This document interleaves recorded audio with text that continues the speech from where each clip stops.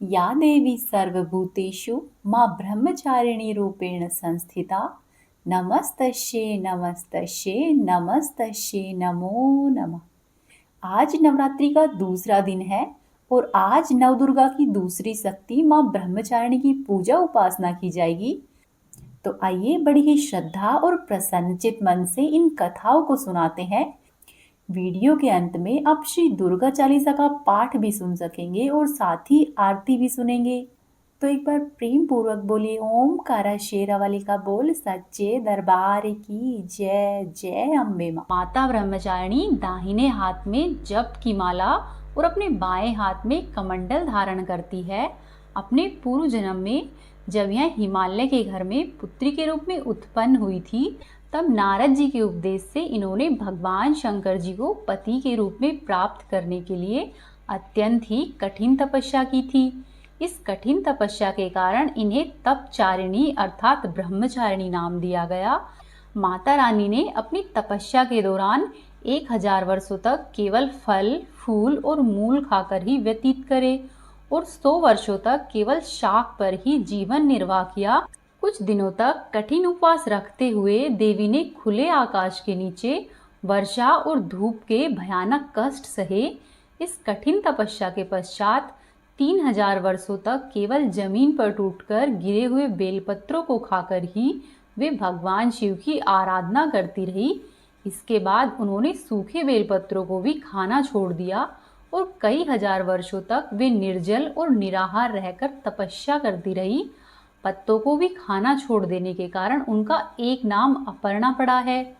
कई हजार वर्षों की इस कठिन तपस्या के कारण देवी ब्रह्मचारिणी का शरीर एकदम ही क्षीण हो गया था। उनकी यह दशा देखकर उनकी माता मैना अत्यधिक दुखी हुई और उन्होंने उन्हें इस कष्ट तपस्या से विरक्त करने के लिए उमा इस तरह से आवाज दी। तब से देवी ब्रह्मचारिणी का एक नाम उमा भी पड़ गया। उनकी इस तपस्या से तीनों लोकों में हाहाकार मच गया। देवता, ऋषि, सिद्धगण, मुनि और सभी देवी देवता ब्रह्मचारिणी जी की इस तपस्या को अभूतपूर्व कार्य बताने लगे, साथ ही उनकी सराहना करने लगे। अंत में पितामह ब्रह्मा जी ने आकाशवाणी के द्वारा उन्हें संबोधित करते हुए प्रसन्न स्वर में कहा कि हे देवी, आज से पहले किसी ने भी ऐसी कठोर तपस्या नहीं की है और आज के बाद न ही कोई इतनी कठोर तपस्या कर पाएगा जैसी कि तुमने की है। तुम्हारे इस अलौकिक कृत्य की चारों ओर सराहना हो रही है। तुम्हारी मनोकामना अवश्य ही परिपूर्ण होगी। भगवान चंद्रमौली शिव जी तुम्हें पति के रूप में अवश्य ही प्राप्त होंगे। अब तुम तपस्या से विरत होकर अपने घर पर शीघ्र ही लौट जाओ। तुम्हारे पिताजी तुम्हें बुलाने के लिए आ रहे हैं। इसके बाद आशीर्वाद प्राप्त करके माता रानी अपने घर पर लौट आई और कुछ दिनों के बाद ब्रह्मा जी के लेख के अनुसार ही माता का विवाह महादेव जी के साथ हो गया। माँ ब्रह्मचारिणी का स्वरूप शांत और सौम्य है। ये श्वेत वस्त्र धारण करती है, अपने दाहिने हाथ में एक माला धारण किए हुए रहती है और बाएं हाथ में कमंडल धारण करती है। माता रानी का यह स्वरूप बड़ा ही भव्य और आकर्षक है। माता रानी की पूजा अर्चना करने से भक्तों को सभी प्रकार के मनोवांछित फल प्राप्त होते हैं।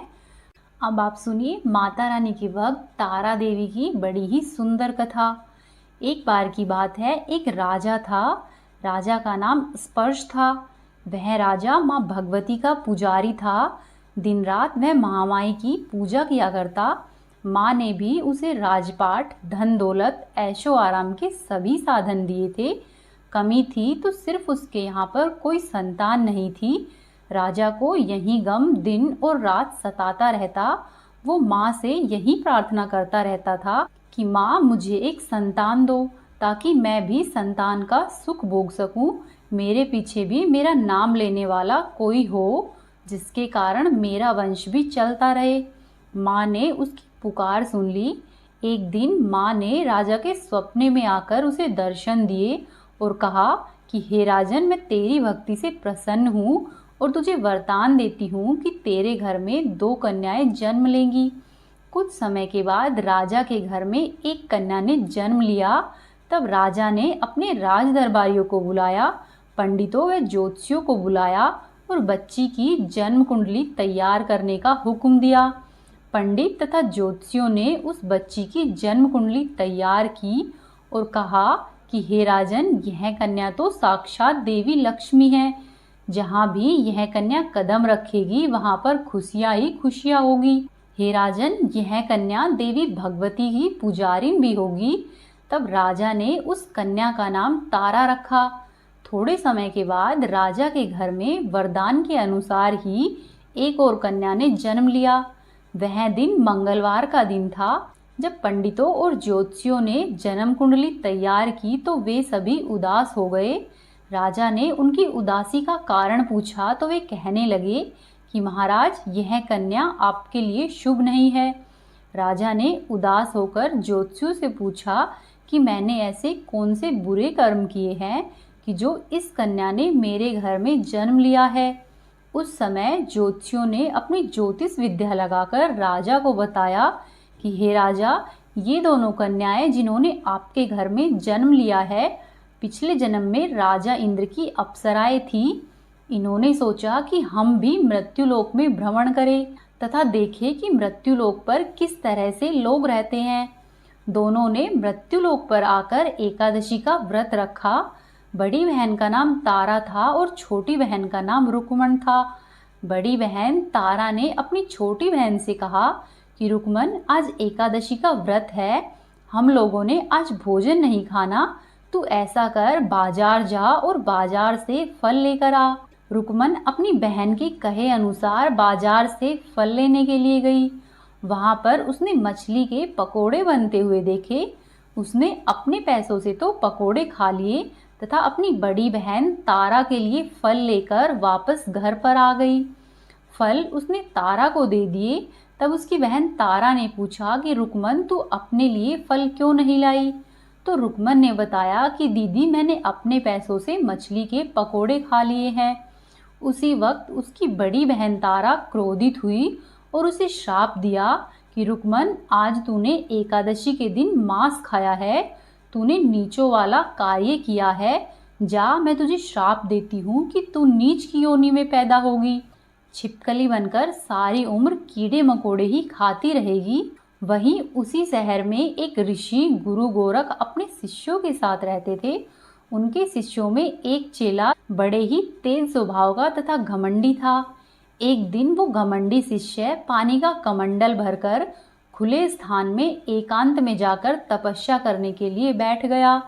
वह अपनी तपस्या में लगा हुआ था। उसी समय उधर से एक प्यासी कपिला गाय आ गई। उस गाय ने ऋषि के पास पड़े हुए कमंडल में पानी देखा और अपनी प्यास बुझाने के लिए उस कमंडल में मुंह डाल दिया। और गाय प्यासी तो थी ही, वह सारा पानी पी गई।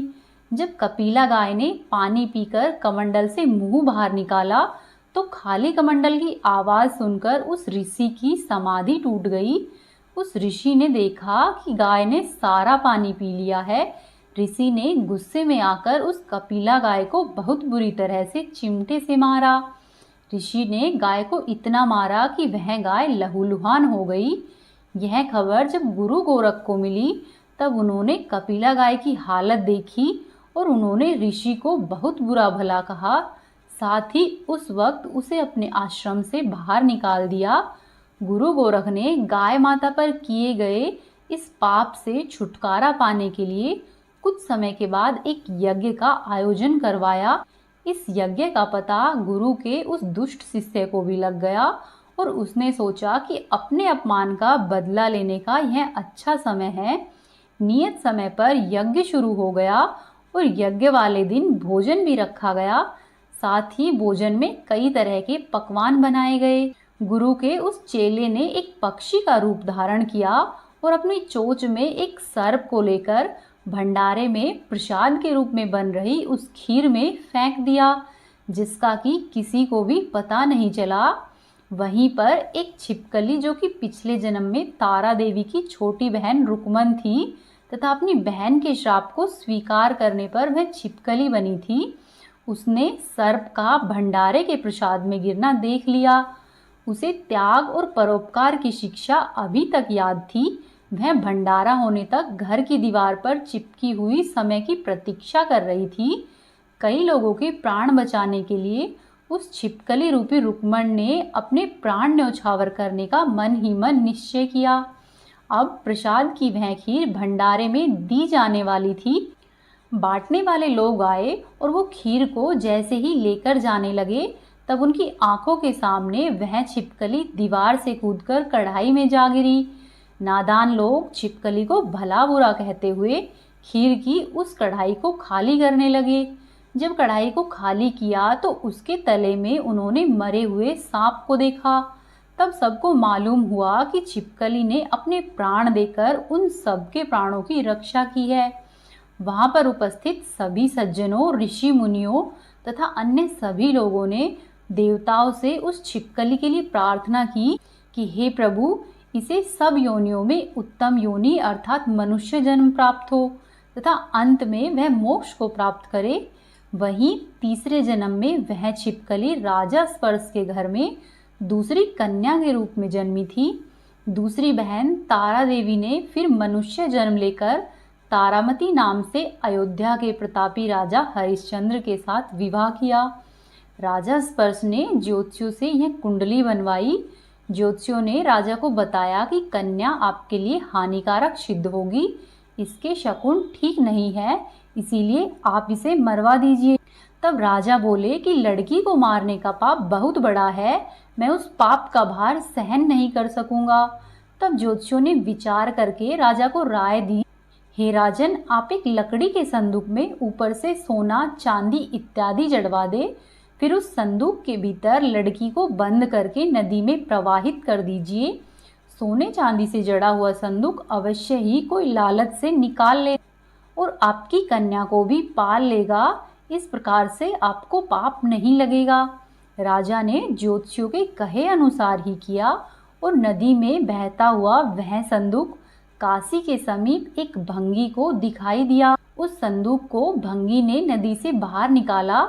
जब उसने संदूक को खोला तो सोने चांदी के अलावा उसे अत्यंत ही रूपवान कन्या दिखाई दी। उस भंगी के कोई भी संतान नहीं थी। उसने अपनी पत्नी को वह कन्या लाकर दी तो उसकी पत्नी की प्रसन्नता का कोई ठिकाना नहीं रहा। उसने अपनी संतान के समान ही बच्ची को हृदय से लगा लिया। भगवती देवी की कृपा से उसके स्तनों में दूध उतर आया। तब पति और पत्नी दोनों ने बड़े प्रेम से कन्या का नाम रुक्को रख दिया। रुक्को जब बड़ी हुई तो उसका विवाह हुआ। रुक्को की सास राजा हरिश्चंद्र के घर पर सफाई आदि का काम करने जाया करती थी। एक दिन रुक्को की सास बीमार पड़ गई। तब रुक्को महाराजा हरिश्चंद्र के घर में काम करने के लिए पहुंच गई। महाराजा की पत्नी तारामती ने जब रुक्को को देखा तो वह अपने पूर्व जन्म के पुण्य से उसे पहचान गई। तारामती ने रुक्को से कहा कि हे बहन, तुम मेरे यहाँ पर निकट आकर बैठो। महारानी की ऐसी बात सुनकर रुक्को बोली कि हे रानी, मैं नीच जाति की भंगिन हूँ, भला मैं आपके पास कैसे बैठ सकती हूँ।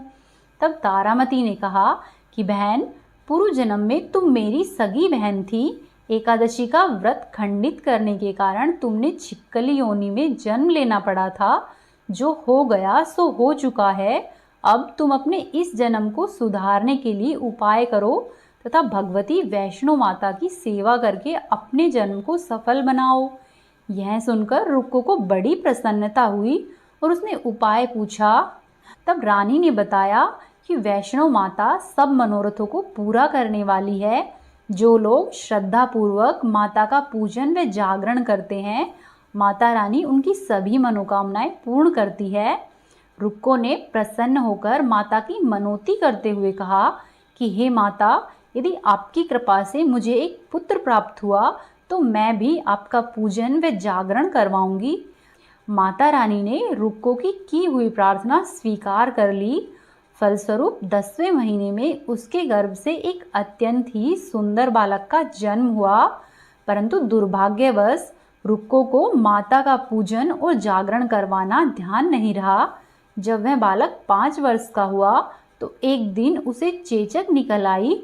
रुक्को अत्यधिक दुखी हुई और अपने पूर्व जन्म की बहन तारामती के पास आई और बच्चे की बीमारी का सारा वृतांत कह सुनाया। तब तारामती ने कहा कि तू जरा ध्यान करके देख कि तुझसे माता के पूजन में कोई भूल तो नहीं हुई। इस पर रुक्को को 6 वर्ष पहले की बात याद आ गई।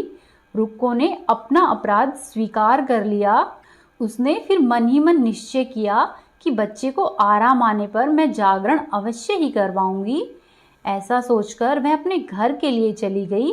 भगवती देवी की कृपा से रुक्को का बच्चा दूसरे ही दिन ठीक हो गया।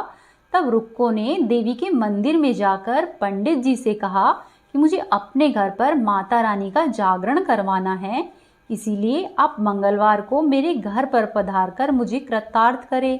तब पंडित जी बोले कि अरे रुक्को, तू यहीं पर 5 रुपए दे जा, हम तेरे नाम से मंदिर में ही जागरण करवा देंगे। तू नीच जाति की स्त्री है, इसीलिए हम तेरे घर में जाकर देवी का जागरण नहीं कर सकते। तब रुक्को ने कहा कि हे पंडित जी, माता के दरबार में तो ऊंच और नीच का कोई विचार नहीं होता।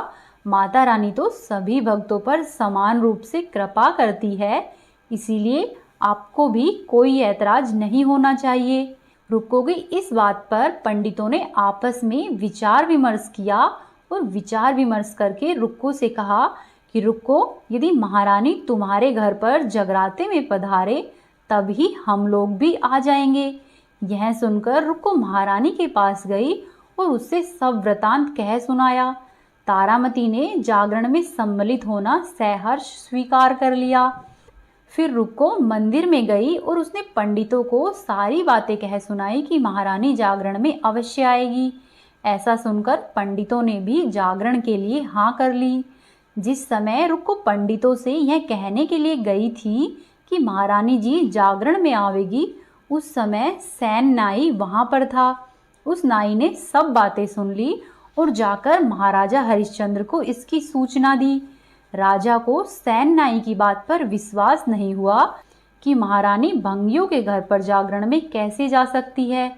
फिर भी परीक्षा लेने के लिए राजा ने उस रात अपनी उंगली पर थोड़ा सा चीरा लगा लिया कि जिसकी वजह से उसे नींद नहीं आए। जब रानी तारामती ने देखा कि जागरण का समय हो रहा है परंतु महाराज को अभी तक नींद नहीं आ रही, तो रानी तारामती ने वैष्णो देवी से मन ही मन प्रार्थना की कि हे माता, आप किसी उपाय से राजा को सुला दे ताकि मैं जागरण में सम्मिलित हो सकूं। राजा को थोड़ी ही देर में नींद आ गई। तारामती रोशनदान से रस्सा बांधकर महल से उतरी और रुक्को के घर पर जा पहुंची। उस समय जल्दी के कारण रानी के हाथ से रेशमी रुमाल तथा पाव का एक कंगन रास्ते में ही गिर गया। उधर थोड़ी देर बाद ही राजा हरिश्चंद्र की नींद खुल गई। वह भी रानी का पता लगाने के लिए घर से निकल पड़े। उसने मार्ग में कंगन व रुमाल देखा। राजा ने दोनों चीजें रास्ते से उठा ली और अपने पास रख ली और राजा पहचान गया कि ये तो रानी के ही है। और फिर राजा वहां पर चल पड़ा जहां पर जागरण हो रहा था। राजा वहां पहुंचकर एक कोने में चुपचाप बैठ गया और सामने का दृश्य देखने लगा। जब जागरण समाप्त हुआ तो सबने माता की अरदास की। उसके बाद प्रसाद बांटा गया। रानी तारामती को जब प्रसाद मिला तो उसने झोली में रख लिया। यह देख लोगों ने पूछा कि रानी, आपने प्रसाद क्यों नहीं खाया? यदि आप नहीं खाएगी तो कोई भी प्रसाद नहीं खाएगा। तब रानी बोली कि जो प्रसाद तुमने मुझे दिया है वह मैंने महाराज के लिए रख लिया है, अब मुझे मेरा प्रसाद दे दो। अब की बार प्रसाद लेकर तारा रानी ने खा लिया। इसके बाद सभी भक्तों ने माँ का प्रसाद खाया। इस प्रकार जगराता समाप्त करके प्रसाद खाने के बाद रानी तारामती महल की तरफ चली।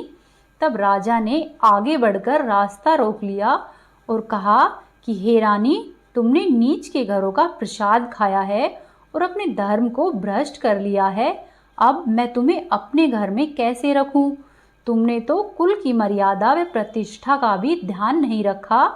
जो प्रसाद तुम अपनी झोली में मेरे लिए लाई हो उसे खिलाकर तुम मुझे भी अपवित्र करना चाहती हो। ऐसा कहते हुए जब राजा ने झोली की ओर देखा तो भगवती देवी की कृपा से प्रसाद के स्थान पर उसमें चंपा, गुलाब और गेंदे के फूल, कच्चे चावल और सुपारियां दिखाई दी। यह चमत्कार देखकर राजा आश्चर्यचकित रह गया। राजा हरिश्चंद्र रानी तारामती को साथ लेकर महल में लौट आया। वहीं पर रानी ने ज्वाला मैया की शक्ति से बिना माचिस या फिर बिना पत्थर की सहायता से राजा को अग्नि प्रज्वलित करके दिखाई, जिसे देखकर राजा का आश्चर्य और अधिक बढ़ गया। तब रानी बोली कि हे राजन, आपको माता रानी के प्रत्यक्ष दर्शन पाने के लिए बहुत बड़ा त्यागी होना चाहिए। यदि आप अपने पुत्र रोहिताशव की बलि दे सके तो आपको देवी दुर्गा के प्रत्यक्ष दर्शन हो जाएंगे। राजा के मन में तो देवी के दर्शन की लगन हो गई थी। तब राजा हरिश्चंद्र ने पुत्र मोह त्याग कर रोहिताशव का सिर देवी दुर्गा को अर्पित कर दिया। ऐसी सच्ची श्रद्धा और विश्वास देखकर देवी दुर्गा माता सिंह पर सवार होकर उसी समय प्रकट हो गई और राजा हरिश्चंद्र दर्शन करके कृतार्थ हो गए। उनका मरा हुआ पुत्र भी पुनः जीवित हो गया। यह चमत्कार देखकर राजा हरिश्चंद्र गदगद हो गए। उन्होंने विधि पूर्वक माता का पूजन करके अपने किए हुए अपराधों के लिए क्षमा मांगी। इसके बाद माता रानी उनको सुखी रहने का आशीर्वाद देकर अंतर्ध्यान हो गई। राजा ने तारा रानी की भक्ति की प्रशंसा करते हुए कहा कि हे तारा, तुम्हारे आचरण से मैं अति प्रसन्न हूँ। मेरे धन्य भाग है जो तुम मुझे पत्नी के रूप में प्राप्त हुई हो। फिर आयु पर्यंत सुख भोगने के बाद राजा हरिश्चंद्र, रानी तारामती और रुक्मन भंगिम तीनों ही मनुष्य की योनि से छूटकर देवलोक को प्राप्त हुए। माता रानी की इस कथा को जो भी सुनता है उसकी सभी मनोकामनाएं पूर्ण होती है, सुख समृद्धि बढ़ती है और शत्रुओं का नाश होता है। ओम सर्वमंगल मांगल्ये शिवे सर्वार्थ साधिके शरण्ये त्र्यंबके गौरी नारायणी नमोस्तुते। नमो नमो दुर्गे सुख करणी, नमो नमो अम्बे दुख हरणी। निरंकार है ज्योति तुम्हारी, तीहु लोक फैली उजी। शशि ललाट मुख महाविशाला, नेत्र लाल भ्रकुटी विकराला। रूप मातु को अधिक सुहावे, दर्श करत जन अति सुख। तुम संसार शक्ति ले कीना, पालन हेतु अन्न धन दीना। अन्नपूर्णा हुई जगवाला, तुम ही आदि सुंदरी। प्रलय काल सब नासनहारी, तुम गौरी शिव शंकर प्यारी। शिव योगी तुम रे गुण, ब्रह्मा विष्णु तुम्हें नित ध्यावे। रूप सरस्वती को तुम धारा, दे सद्बुद्धि ऋषि मुनि उबारा। रक्षा करी प्रहलाद बचायो, हिरण्याक्ष को स्वर्ग पठायो। लक्ष्मी रूप धर्यो जग माही, श्री नारायण अंग समा। क्षीर सिंधु में करत विलासा, दया सिंधु दीजे मन आसा। हिंगलाज में तुम ही भवानी, महिमा अमित न जात बखानी। मातंगी अरुधु मावती माता, भुवनेश्वरी बंगला सुखदाता। श्री भैरव तारा जगतारिणी, छिन्न बाल भव दुख निवार। के हरिवाहन सोह भवानी, लांगुर वीर चरत अगवानी। कर में कपर खड़ग विराज, जाको देख काल डर भाजे। सोहे अस्त्र और त्रिशूला, जात उठत शत्रु ही शूल। नगर कोट में तुम ही विराजत, तीहु लोक में डंका बाजत। शुंभ निशुंभ धनज तुम मारे, रक्त बीज शंखन संहारे। महिषासुर नृप अति अभिमानी, जेहि अगभार मही अकुलानी। रूप कराल कालिका धारी, सेन सहित तुम तिहि सहारा। परी गाढ़ संतन पर जब जब, भई सहाय मातु तुम तब तब। अमरपुरी अरुबा सब लोका, तब महिमा सब रहे अशोका। ज्वाला में है ज्योति तुम्हें सदा पूजे नर नारी। प्रेम भक्ति से जो यश गावे, दुख दरिद्र निकट नहीं आवे। ध्यावे तुम्हें जो नर मन लाई, जन्म मरण ताको छुट जा। जोगी सुर मुनि कहत पुकारी, योग न बिन हो शक्ति तुम्हारी। शंकर अचरज तप कीनो, काम अरु क्रोध जीत सब लीनो। निस दिन ध्यान धरो शंकर को, काहू काल नहीं सुमिरो तुम। शक्ति रूप को मरम न पायो, शक्ति गई तब मन पछतायो। शरणागत हुई कीर्ति बखानी, जय जय जय जगदम्ब भई प्रसन्न आदि जगदम्बा। दई शक्ति करती नहीं कीन विलंबा, मोकु मातु कष्ट अति घेरा, तुम बिन कौन हरे दुख मेरा। आशा तृष्णा निपट सतावे, मोह मदादिक सब विनशावे। शत्रुनाश कीजे महारानी, सुमिरो इक चित तुम ही भवानी। कृपा करो हे मातु दयाला, रिद्धि सिद्धि दे करऊ विहाला। जब लग जीऊँ दया फलगा, तुमरो जस मैं सदा सुनाऊं। दुर्गा चालीसा जो कोई गावे, सब सुख भोग परम पद पावे। बोल अम्बे मात की जय। ओमकारा शेरावाली का बोल सच्चे दरबार की जय। ओम जय अम्बे गौरी मैया, जय श्यामा गौरी। तुमको निश दिन धावत, मैया जी को रोज मनावत। हरि ब्रह्मा शिव जी, ओम जय अम्बे गौरी।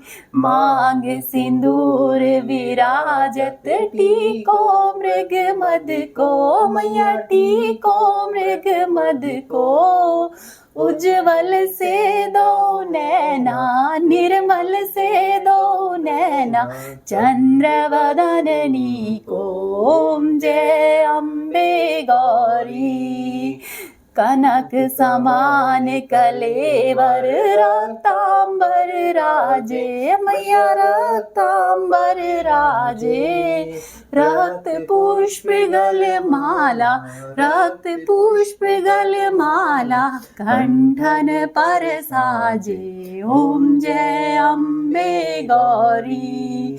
के हरि वाहन राजत, खड़ग खपर धारी, मैया खड़ग खपर धारी। सुर नर मुनि जन सेवक, सुर नर मुनि जन सेवक, तिनके दुख हारी। ओम जय अम्बे गौरी। कानन कुंडल शोभित, नासाग्रे मोती, मैया नासाग्रे मोती। कोटिक चंद्र दिवाकर, कोटिक चंद्र दिवाकर, राजत सम ज्योति। ओम जय अम्बे गौरी। शोम्भ निशोम्भ विदारे, महिषासुर घाती, मैया महिषासुर घाती। धूम्र विलोचन नैना, धूम्र विलोचन नैना, निशिदिन मदमाती। ओम जय अम्बे गौरी। चंड मुंड संहारे, शोणित बीज हरे, मैया शोणित बीज हरे। मधु कैटभ दो मारे, मधु कैटभ दो मारे, सुर भयहीन करे। ओम जय अम्बे गौरी। ब्रह्माणी रुद्राणी, तुम कमला रानी, मैया तुम कमला रानी। आगम निगम बखानी, आगम निगम बखानी, तुम शिव पटरानी। ओम जय अम्बे गौरी।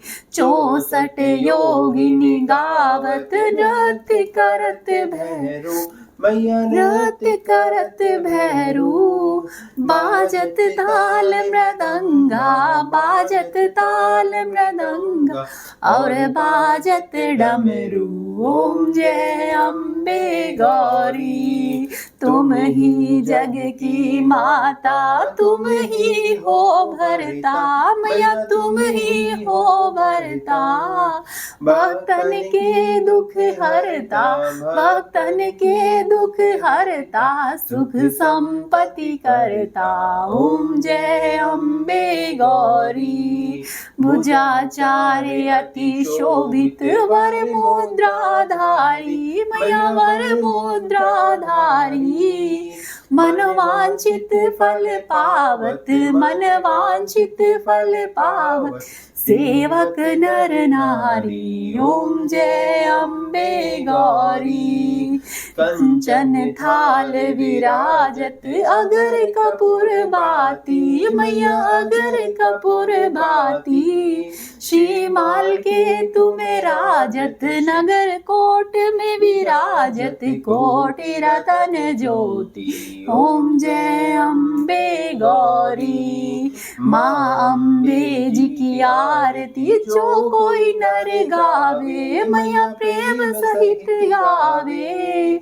कहत शिवानंद स्वामी भजत हरि हर स्वामी, मन वांछित फल पावे। ओम जय अम्बे गौरी, ओम जय अम्बे गौरी। मैया जय श्यामा गौरी, मैया जय मंगल करणी, मैया जय आनंद करणी। तुमको निश दिन धावत, मैया जी को रोज मनावत, हरि ब्रह्मा शिव जी। ओम जय अम्बे गौरी। ओम करा शेरावाली का बोल सच्चे दरबार की जय।